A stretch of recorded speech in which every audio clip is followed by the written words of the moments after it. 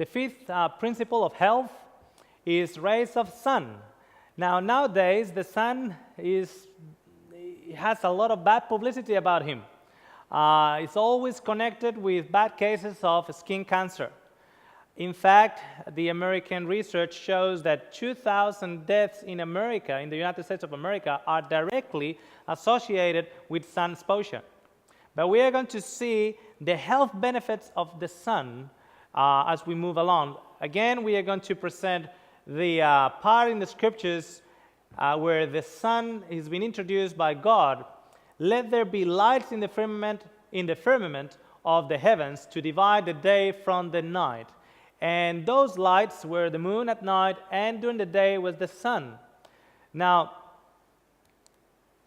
the ultraviolet rays from the sun convert the cholesterol present under the surface of the skin into vitamin D. The vitamin D is essential for the assimilation of calcium into the body. Now, when we have assimilation of calcium into the body, that in itself makes stronger bonds.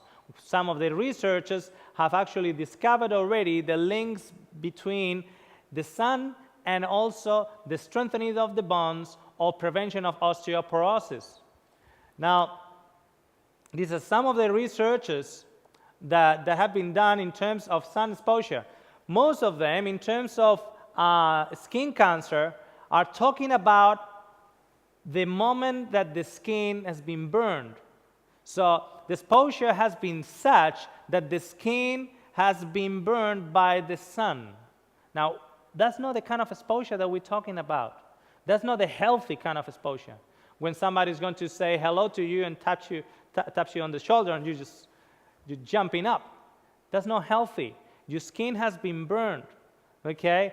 And most of the research shows that the links with skin cancer are associated with burned skin in the first place. Nevertheless, though we mentioned before that over 2,000 cases of deaths are directly associated with sun exposure, also the same studies are revealing that over 138,000 deaths are actually closely prevented because of the sun. Researchers have observed that the linkage between sun exposure and cancer prevention appears to be due to vitamin D. So, though the question of skin cancer is always present there when we abuse the sun, also researchers are showing that due to the vitamin D, cancer or many cancers have been prevented because of the sun. But the question is really how we should actually take a sun bath.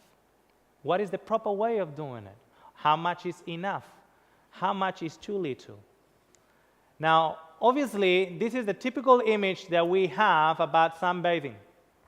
This is not the healthy way of actually exposing ourselves to the sun. In fact, only 20 minutes of sun exposure on your face will give you enough vitamin D for the whole 24-hour cycle. It will give you enough for the pineal gland to segregate hormones for your rest and for your mood and your rejuvenation. And it will give you enough vitamin D for the absorption of calcium from your diet, etc. Only 20 minutes on your face will be enough. Nevertheless, we know that there have been studies done in Queensland that reveal that a high percentage of men in Queensland are having vitamin D deficiency. How can that be? Queensland is pretty much sunny all year round, because it comes a point in which too much exposure to the sun, rather than allows you to absorb more and more vitamin D, it works like in a peak and then decreasing effect. So you have the peak when you have optimum absorption and optimum exposure, but if you keep on going or you expose too much, rather than give you much vitamin D, it just starts decreasing until it reaches a level that rather than having a lot, you in fact causing your body to be deficient on vitamin D. Now, that kind of exposure is too much for too long. It causes burn, and it's not modest. Most of the families with children, they cannot even go to some of those places nowadays because they have to either put blinkers on their children, like the horses, or just find times of the day where some of those that want to use their liberty to expose themselves are not there. So when we're exposing too much of our skin to the sun for a long period of time, rather than being beneficial, it's actually causing problems into our health. But when we're using the sun wisely, and we expose ourselves wisely to the sun, in the early hours of the morning or the late hours of the afternoon, we're getting the benefits of that element that the Lord has put up on the skies for our good, and our good always. Now, we need to take into account with the sun the water that we take, the amount of water. Now, when we're drinking water, our skin gets hydrated. When the skin is nice and hydrated, it's like a garden, like a lawn that is nice and moist, that can overcome a day of extreme heat. But when that lawn is fairly dry and the day of extreme heat comes, it will actually burn it. The same way happens with our skin. If we keep our bodies hydrated with water, our skin will be able to manage and handle better any exposure to the sun. Will be able to act and receive the benefits of the sun more readily into your body. Exposure, as we mentioned before, it needs to be modest and it needs to be wise. Okay, it needs to be modest and it needs to be wise.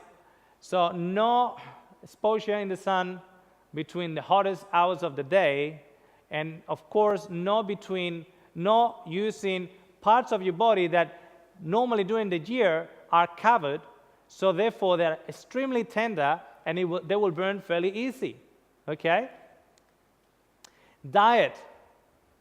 When we're talking about diet, we want to mention in particularly those polyunsaturated oils, like the margarines, the canola oils, all those that are used for frying, like frying chips or frying fish, etc.